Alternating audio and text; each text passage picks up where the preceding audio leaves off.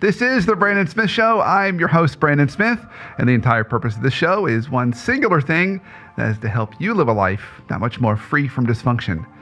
So today for our show, it's one of our leadership therapy segments, and I have my wonderful, brilliant producer, Whitney Mendoza, on the show today. See, I keep telling you, Whitney, like 2018, a new year, I'm opening with compliments. I'm opening with compliments this year, folks. Like I said, new year, new you. New year, new me. New year, new me. So our topic today is a little bit important, but a little counter. And rather than talking about all the things you should do, which we do in this show, and we're going to continue to do in this show this year, we're going to spend some time talking about the 5 things you shouldn't do in 2018. Shouldn't do. Should not do. Like, if you did all these 5 things, bad things would probably happen to you. So we're going to talk about all the 5 things you shouldn't do. So if we avoid these 5, by definition, we should be setting ourselves up for success. Yeah. So, are you ready? I am. I like number 1. You like number 1? Yeah, it kind of cracks me up. Which is, you're probably reading these in reverse order. So is number 1 the first one on your list? I've given Whitney the list. It's letter I. Yes, letter I. Roman numeral 1. Roman numeral 1, but we're actually going to do this in reverse order. Oh, well, so that's actually technically number 5. So number 5. So number 5 on the list. Okay, so we're going to count down. So wrong. This is a countdown. Listen, countdowns are good. Number 5 on the countdown. Okay, number 5. Plan to do everything this year exactly the same way you did last year. Now, see, that's the one I was just talking about. What do you mean? That's my favorite one. It's your favorite one? Yes. Yeah, and that's number 5 on the list. It can be your favorite. It's fine. It's my number 5. Because if you do everything the way you did it last year, then what are you going to get? Probably the same thing. You know what? I know a phrase. What's the phrase? If you always do what you've always done, you always get what you've always got. Boom. Also, the definition of insanity, doing the same thing over and over again. Yeah, that's true. And it ties into something I said on an earlier show. I haven't had anybody yet comment about 2017 and say, hey, 2017 was best year of all time. So that's definitely different. So for those of you who are listening and watching, you're probably not hearing what I'm hearing, which is crazy, crazy static in my earpieces. Isaac, anything we can? Oh, there it is. It's gone.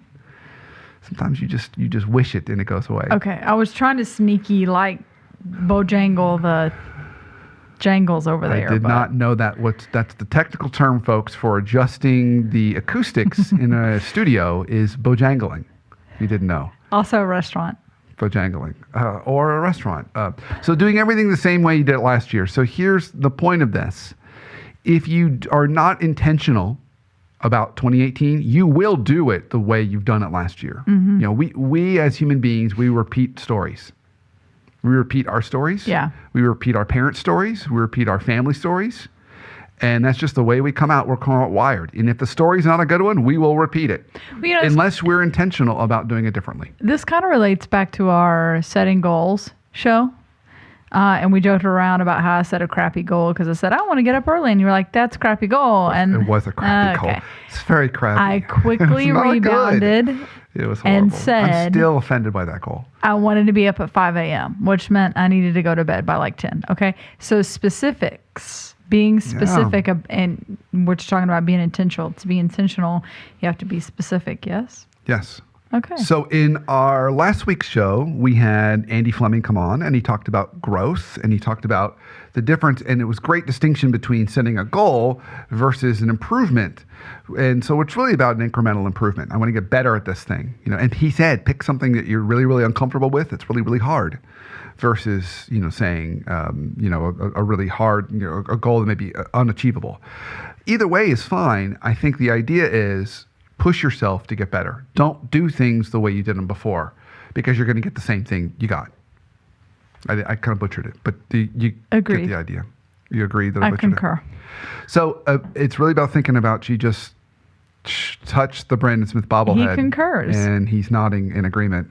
Although he's kind of disagreeing with the fact you touched his hair. Don't touch the hair. The hair is not to be touched for both of us. At least he has some. That's offensive. Okay, folks, that's number 5. Number 4 on the list. Okay, so we got number 5, doing things the way you've always done them. Not good. Don't do that. Okay.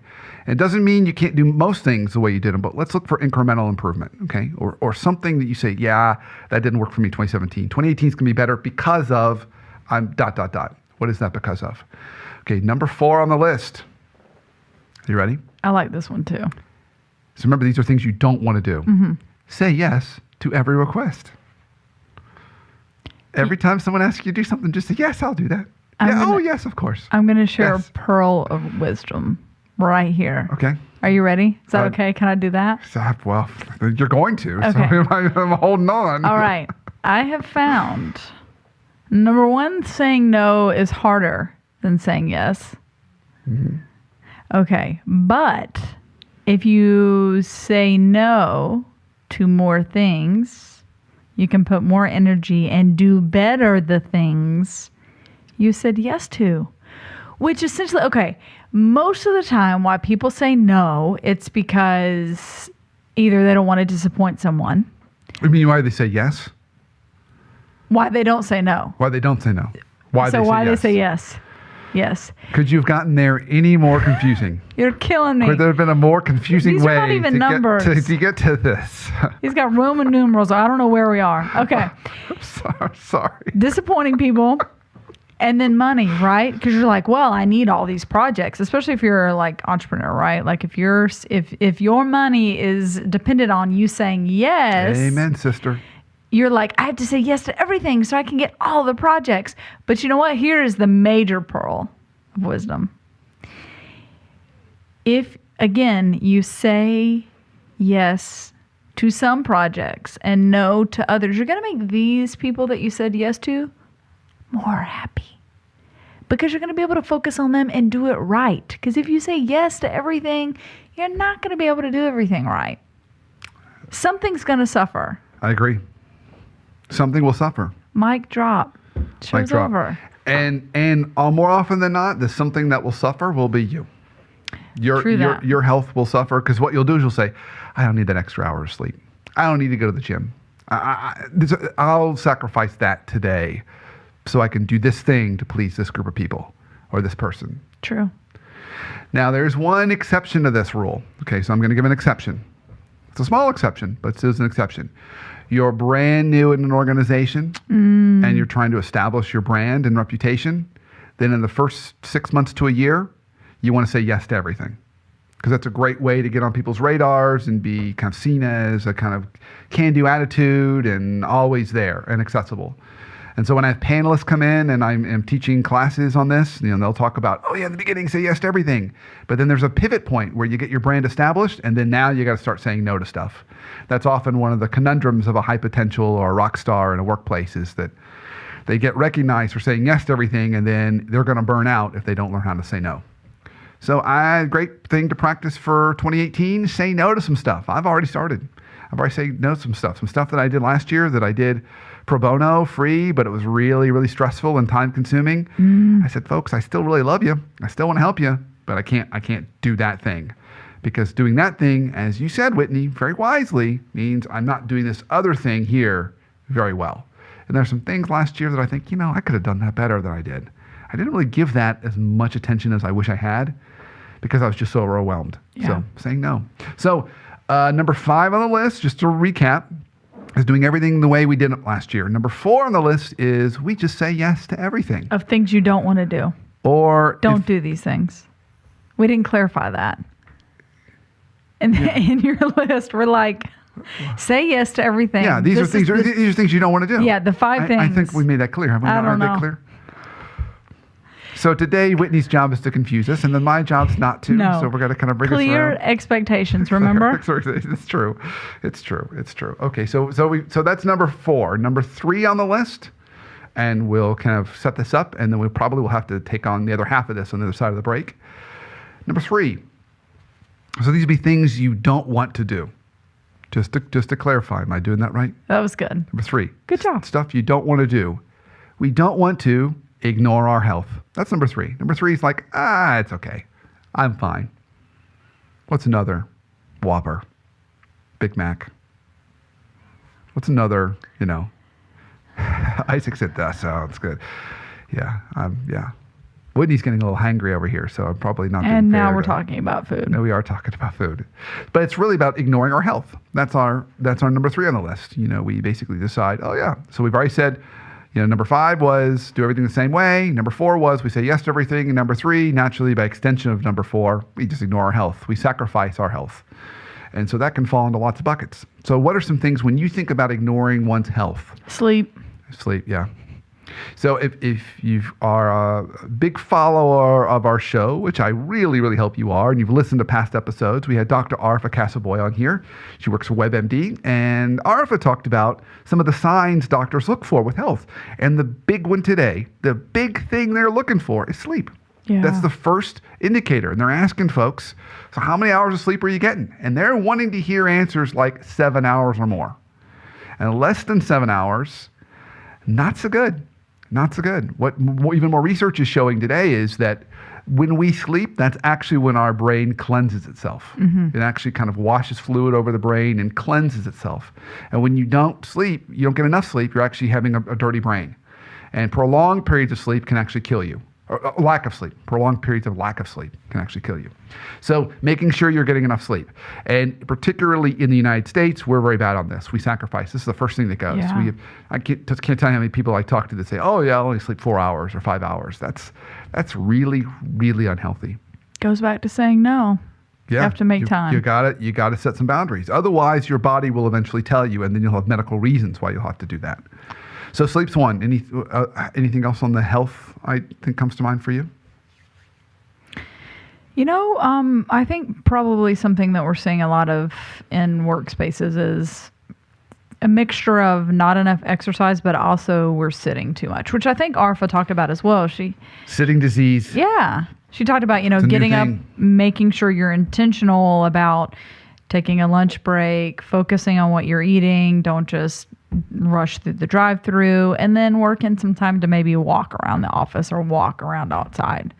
If you can't, or if it's difficult to, quote, get to the gym every day. She gave some really good alternatives to working out that not necessarily includes the gym. Yeah, you don't always have to make it the gym. Yeah. But having those periods to do that, absolutely, I agree completely. So there's definitely sitting in prolonged periods. They often say more than a couple hours. That's really unhealthy for us. We need to be at least getting up and walking around. I even notice for me when I'm doing work at home in my home office, and I'm taking coaching calls, I'll stand up and walk around. I'll kind of circle my desk. Yeah. And just circle and circle and circle while I'm taking the call. And actually, I feel much better at the end of the day than if I was just sitting. And the days where I feel the worst is when I'm sitting in traffic for long periods of time. My back just tightens up. And it really, really is difficult to loosen it up. So we're moving into break. When we come back, we're going to continue on number 3 and talk about other ways to make sure we're not ignoring our health in 2018, some things we can do to put it on the radar. And then we'll move into our top 2 of the list. Top 2. I cannot wait. Cannot wait. So hold tight. We'll be right back and we'll resume.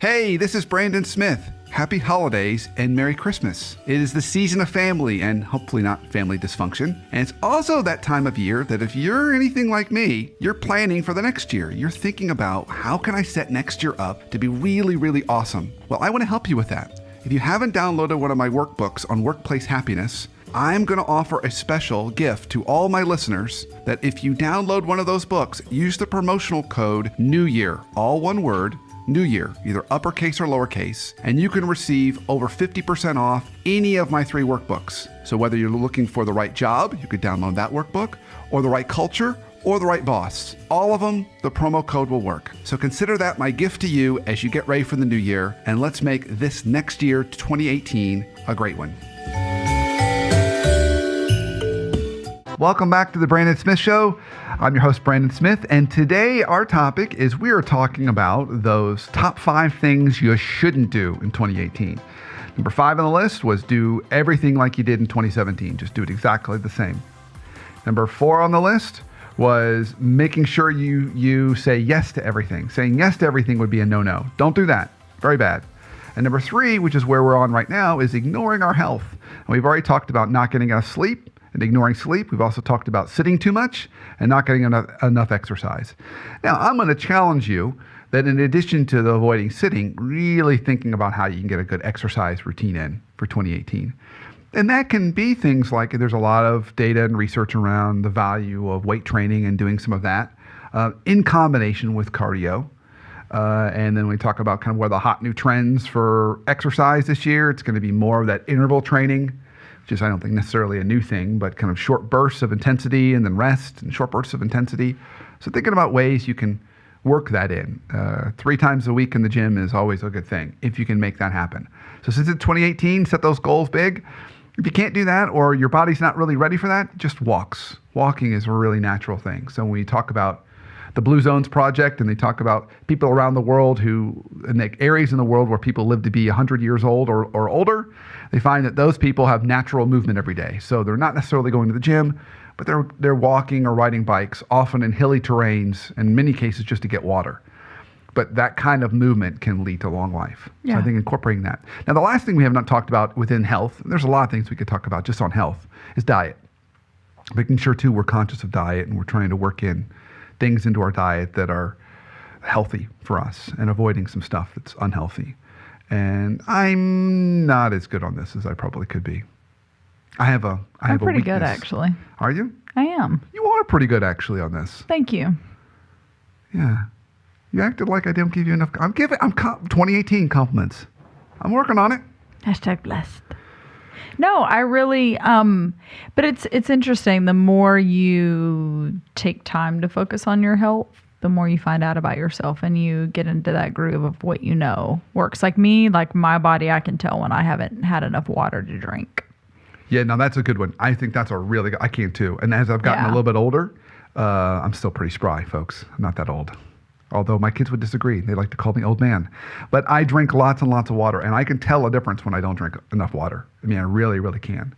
So I think that's definitely an important one, is making sure you're getting enough water. Well, and when you're so, we are so busy, you're really, again, being intentional about it, because I personally don't have time to be sick.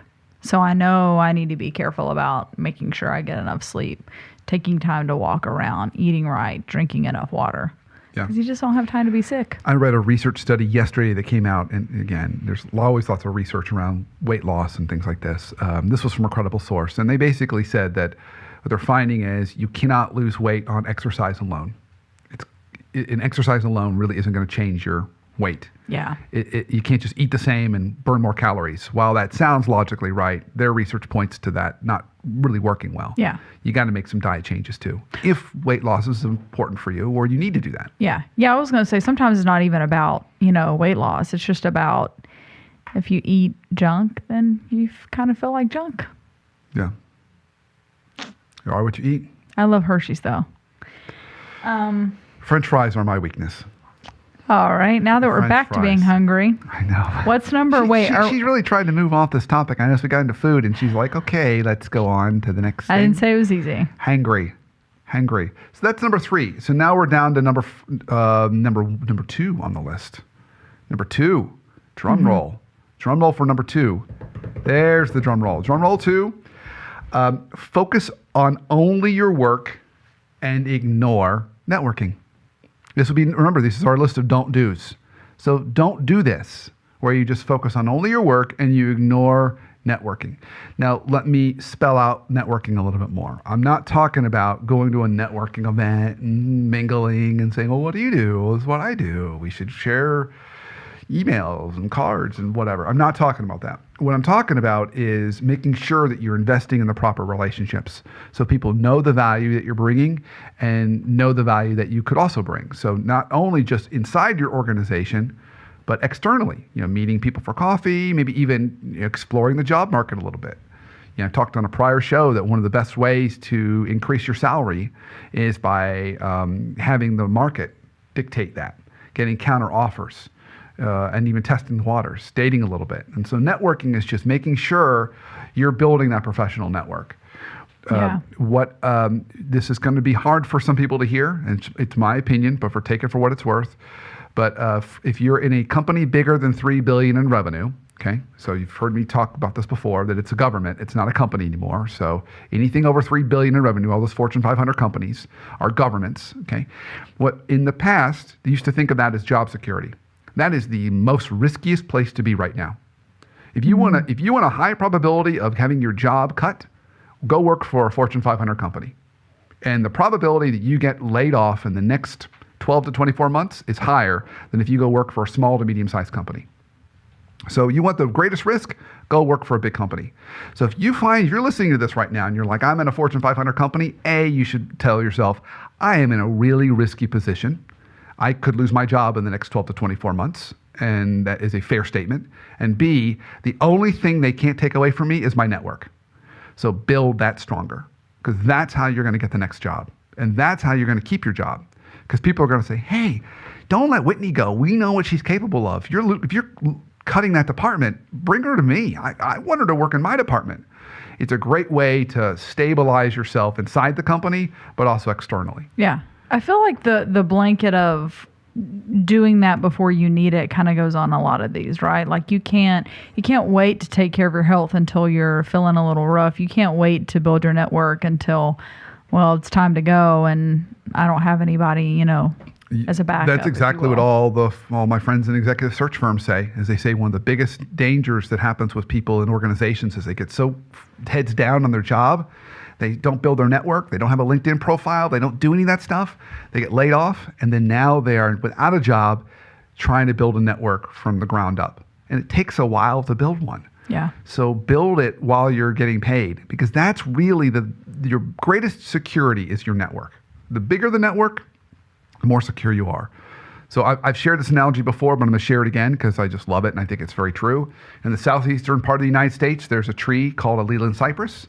And Lelands are beautiful, kind of Christmas tree evergreens, and they grow really, really tall. And they're full sun. They grow about 3 feet a summer. And the problem with Lelands is if we have any kind of heavy winds, they're the first trees to topple. They spend all of their energy growing up and not growing out. They have a really narrow root system. So don't be a Leland cypress. Don't spend all your energy just focusing on your job and focusing on trying to move up in your respective function or department where only 3 or 4 people know your worth. Make sure your root system is so broad that everybody in the organization knows you. Everybody in your community knows the value you bring. And in your industry or wherever your kind of home is, make a really broad root system, because storms come and they're coming at a faster rate than they ever have in our careers. So we want to make sure we navigate that well. Okay.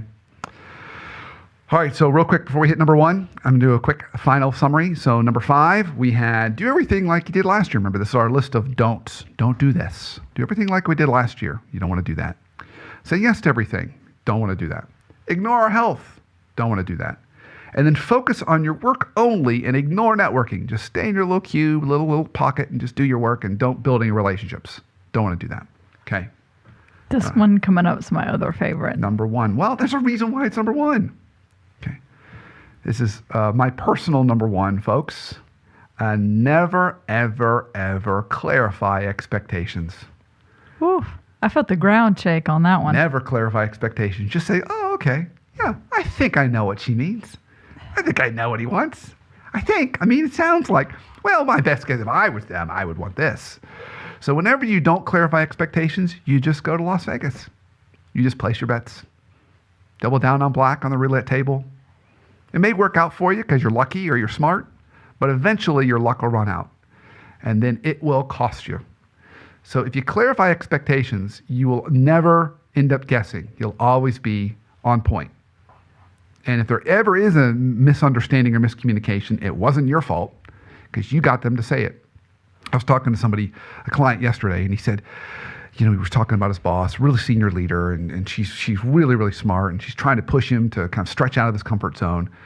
and he's not always quite clear on what she wants. And she kind of punishes him when she doesn't guess right. So I said, well, get her to clarify. He said, all right, well, what if she comes back later and doesn't remember that she clarified that? I said, okay, you can avoid that by doing this. After she clarifies what you've asked her to do and say what you've asked for her to have you do, then say, okay, let me make sure I've got this right and summarize it for her. And then say, is that what I heard? Did I hear that correctly? And get her to say yes, or get him to say yes. So if they clarified it and you summarize and you get them to agree that's what it was, they can't come back later and say, well, I never said that. So it's a great way for you never to end up guessing and always to be kind of on point. How about an email following up after that? Yeah, you can do that too if it's appropriate. Because it's kind of in writing. It's documentation. It's a way you can go back and refer. It's great. Now, here's what happens if you don't do this. You say, "Oh gosh, I don't want to do that. I don't want to clarify expectations because it might make me look bad," which is ridiculous fallacy. Or no, I should know what the answer is. Another ridiculous fallacy. Or no, I know exactly what they mean. Another ridiculous fallacy. I mean, you're testing. You're assuming that you are correct, and you're gambling. And so what happens is when you don't clarify expectations, it will naturally produce anxiety in you. So if you have a lot of workplace anxiety comes from a couple places. One, it comes from not having enough answers to questions. So you're filling in the gaps. You're staying up at night thinking about it. Or not having enough resources or time to get something done. Again, because you're overworking. This particular client of mine, he has a tendency to overwork. So she says, deliver this, and he thinks, I got to deliver this plus this. Turns out he doesn't need to do that. But he thinks he does because he didn't clarify what she wanted. So he's overworking. It's costing him both efficiency and effectiveness and giving a lot of anxiety. So if you feel like you got a lot of anxiety at work, it's likely because you're not clarifying enough expectations. So you're going to Vegas, and naturally, if I was in Vegas putting a lot of money on the line on betting for black on the roulette table, I'd be anxious too. So that's our top 5, Whitney. All the do not do's for 2018. I feel like that last one covers a lot of things. If you take care of that, you're sitting pretty good. Clarify expectations. So I'm going to give one last summary of these, just for folks who are saying, okay, what were those again? Number 5, do everything. Remember, these are all things you don't do. Do everything the same way you did last year. Don't do that. Number 4, say yes to everything. Don't do that. You'll overwork yourself, create burnout. Number 3, ignore your health. Don't do that. Your health is the most important thing you got because you can't function if you don't have that. Number 2, focus on only your work and avoid networking. Avoid all those important relationships. Don't do that. That will not play out well for you, and it'll really put you in a risky position, particularly if you're in a really big company, which is a dangerous place to sit these days. Really dangerous place. And number 1, never clarify expectations. Don't do that. Clarify expectations so you're not guessing. There's no going to Vegas at work. You know exactly what's expected. All right. Can you think of any bonus that I didn't include today? I think we're ready to dominate 2018. I think so too. I think so. Avoid those, and you're going to be in good shape. And then this year, the rest of it's all about the good stuff. We can add to that. But avoid these 5. You're good shape. They should go back and listen to your setting goals, leadership therapy, and then work this in there as a goal. Nice plug. For the workplace. Nice plug. The Brandon Smith bobblehead agrees. Stamp of approval. Agrees. So thanks for listening. And as always, join us every Sunday at 9:30 p.m. Eastern, where we drop a brand new Brandon Smith show on Facebook Live. So you can follow us on facebook.com/Brandon Smith WPT for Workplace Therapist, or on Twitter at the WP Therapist for Workplace Therapist. iTunes.thebrandonsmithshow.com. If you're not already listening and you're just viewing this, become a listener. What cooler thing to be than a listener? And then there's, of course, our new show every Sunday where we alternate, and following this year, alternating between leadership therapy and guest. Look for, later in this first quarter of 2018, look for our survey where we're going to ask you, what do you want to see more of from us this year? What could we either stop, start, or continue doing? So until next week, have a great week and an awesome life.